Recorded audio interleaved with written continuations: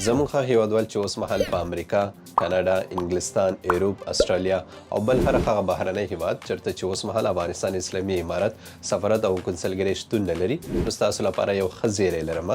دلته زموږ کوم هېوادوال چې اوسېږي افغاني پاسپورټونه لري او د دوی پاسپورټونو وخت تېر شوی دی. دوی زیات په تشویش کې وو چې خپل پاسپورټونه به څنګه نوي کوو.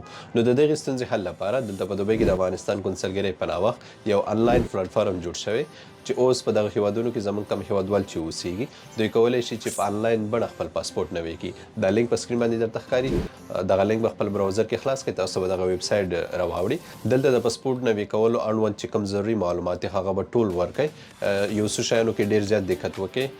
اول تصویر باید صفای او په سټوډیو کې تاسو اخیستی وي. دوهم اسناد لکه پاسپورټ، تذکره، نور اړوند کوم اسناد چې دي هغې کاپیانې باید صفا تاسو ورته اپلوډ کړئ او معلومات ټول باید دقیق او صحیح معلومات ورکړئ. هغې نه پس به سبمیټ کړئ. کله چې تاسو دغه فورم سبمیټ کړئ دلته یو بل ایمیل درته راځي، په هغه کې یو لینک دی، هغه به کلیک کړئ او $19 به تاسو تحویل کړئ. کله چې تاسو $19 تحویل کړئ نو ستاسو اپلیکیشن پروسس ته ځي، هغه چیک کیږي که کومه غلطي څه نه وي پکې نو تاسو یو بل ایمیل راځي، په هغه کې لینک دی، هغه به کلیک کړئ.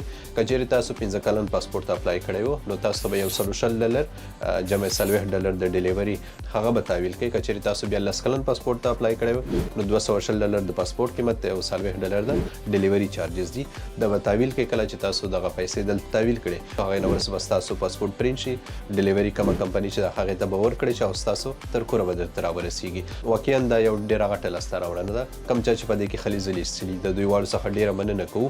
کوم چاته چې لینک نه وي معلوم نو کولی شي کمنټ سیکشن کې لینک پیدا کړئ، یا کوم څوک چې په یوټیوب کې دا ویډیو ګورئ ډسکرپشن کې وګورئ، لینک به پروت وي. او یو بل شي ته هم دقت وکړئ، که چیرې تاسو خپلې کورنۍ ماشومانو لپاره ثبت نام کوئ، کوم چا چې عمرونه د 14 یا 13 کلونو څخه کم دي نو دوی ته 10 کلن پاسپورټ پر ځای 15 کلن پاسپورټ لپاره ثبت نام وکړئ.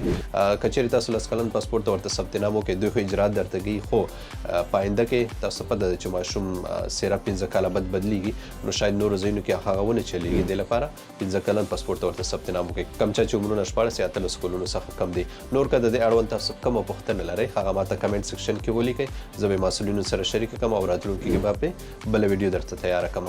او پاتې شو دغه د ثبت نام ویډیو چې په خپله به څنګه ثبت نام ورته کوئ، کوم چې پوهېږئ نو لینک خو تاسو ته ما وختي وویل چې کمنټ سیکشن کې لینک پیدا کولی شئ، هغې کې ټول هدایات دي، هغه مطابق تاسو ورته خپل معلومات ورکړئ. بیا هم که کوم څوک نه پوهېدل راتلونکي کې یو ویډیو جوړوم چې هغې کې به ټوله طریقه درته وښایم چې څنګه به ورته ثبت نام کوئ، خو هغې لپاره به تاسو خپل ټایم تعقیبوئ. مننه.